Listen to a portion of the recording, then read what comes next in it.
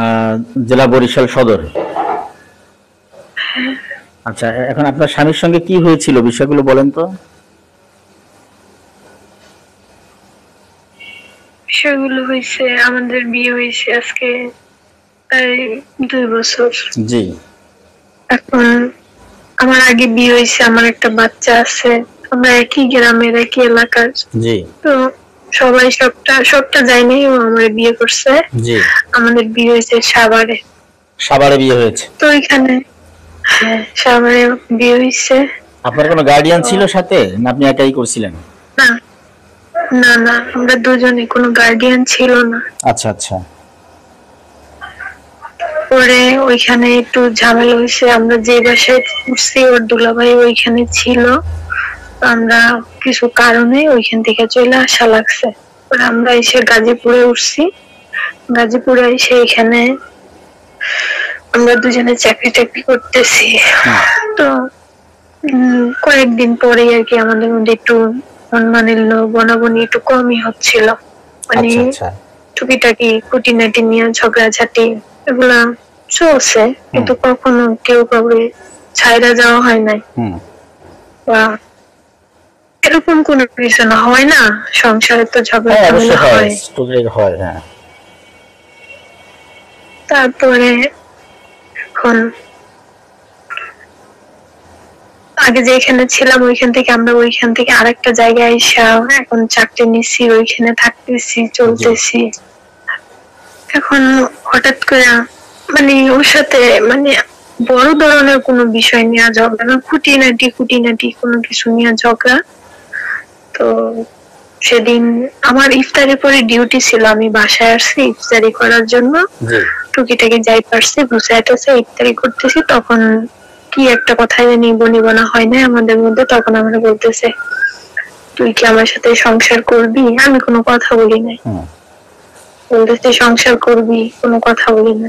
পরে বলতেছে ঠিক আছে, চুপ থাকার মানে তো মানে সম্মতির লক্ষণ। পরে বলতেছে এক জায়গায় যাব, হ্যাঁ চলো এক জায়গায় যাই। এখন বাসা থেকে বের হয়েছিলাম, বের হওয়ার পরে মানে আমি জানি না যে কি হয়েছিল। তো ও নাকি আমারে বলছিল যে চলো জায়গা, আমি নাকি শুনি না, আমি নাকি সোজা হাঁটতেছিলাম, ও বাসায় চলে আসছে আমাদের রাস্তায় রাইখা। আচ্ছা আচ্ছা। তারপরে আমাদের এইখান থেকে প্রায় 20-25 টাকা ভাড়া, এটা তো গ্রাম এলাকা, একটু জঙ্গল সাইড আর কি। আচ্ছা, আপনাকে জিজ্ঞেস, আপনাকে কি সে কোনো ধরনের কোনো নেশা জাতীয় কোনো কিছু খাওয়াইছে, এমন কোনো জ্ঞান ট্রান এমন কিছু যাতে আপনি আমি তো এটাই না, কোনো খাবার বা কোনো কিছু, রাস্তা দিয়ে দুজন যে হাঁটছি তাও খুব ডিস্টেন্সে হাঁটছি, ও সামনে আমি পিছনে, বা যখন একটা সিগারেট নিছে তখন ও পিছনে আমি সামনে, এরকম করে হাঁটছি। আপনি কিভাবে এক জায়গায় পড়ে গেলেন? এটা কিভাবে হলো? আপনি তো যদি সেটা মনে হয় সে কোনো কিছু করে নাই, কোনো খাওয়াই নাই, কোনো জ্ঞান, এখন কিভাবে হলো? তারপর আমার কিছু সমস্যাও আছে, ঠিক আছে? এখন আমি এটাই বুঝতে পারতেছি না যে কেন এমনটা হয়েছে। কারণ যে জায়গাটায় আমার পাওয়া গেছে ওইখানে না আমি জায়গাটা চিনি, না কখনো কোনোদিন গেছি, না মানুষগুলারে চিনি।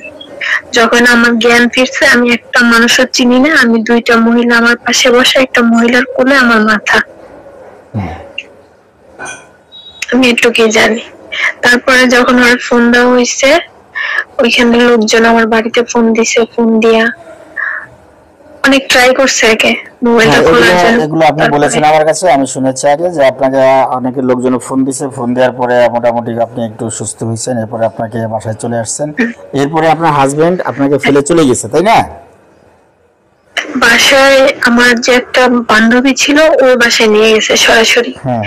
নেওয়ার পরে রাত্রেবেলা এখন বলতেছে ওরা, আমার হাজবেন্ড, আমার বান্ধবীর হাজবেন্ড বললো কি, দুজন একসাথে থাকলে ঝগড়াঝাটি হইতে পারে, তাহলে আজকে রাতে, কালকে তো শুক্রবার, সমস্যা নেই, আজকে তো বৃহস্পতিবার, তাহলে এক কাজ করুক, মানে আমার বান্ধবীর কাছে রাইখা আমার বান্ধবীর হাজবেন্ড আর আমার হাজবেন্ড দুজন আমাদের বাসায় চলে আসছে। দুইজন আমাদের বাসায় চলে আসছে, আসার পরে আর কি ওই আমার বান্ধবীর হাজবেন্ড দুইজনে মোবাইল টোবাইল দেখছে, তারপরে সিএর পরে আমার বান্ধবীর হাজবেন্ড সিএ খাইছে, খাইয়া ঘুমাইছে, মানে আসলে সারা রাত সজাগ থেকে সিএ খাইছে, পরে চোখ লাগিয়ে আসছে, ঘুমিয়ে গেছে।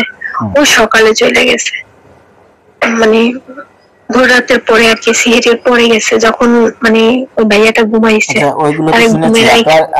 আপনি মেইন মেজর পয়েন্ট গুলো বলেন যে এরপরে আপনার যে ননদ আছে, আপনার স্বামীর যে বোন, সে স্বামীর বোন আপনাকে ফোন করার পরে সে আপনাকে কি বলেছে? মানে সে বলছে যে যখন আমি তারে ফোন দিছি, অনেকবার ফোন দিছি, ফোন রিসিভ করে নাই, সব মাধ্যম আমার বন্ধ হয়ে গেছে। তারপরে যখন ফোন দিছি, ফোন দেওয়ার পরে বলতেছে যখন ঝগড়া করছিল তখন কি এগুলো মনে ছিল না, এখন বুঝো, এখন আমরা কি করবো, এখন যার যার ব্যাপার তার তার, রাগ সম্বন্ধে তুমি জানো না, বোঝো না, অনেক কিছু। তার মানে আপনার ননদের কাছ থেকে কোনো ধরনের সহযোগিতা আপনি পাচ্ছিলেন না। এক পর্যায়ে সে আপনাকে কি বললো, যে কি বলছিল বলেন?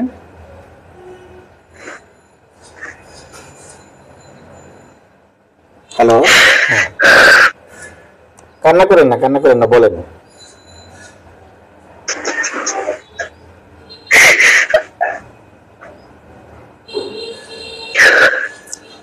প্রিয় দর্শক, আপনারা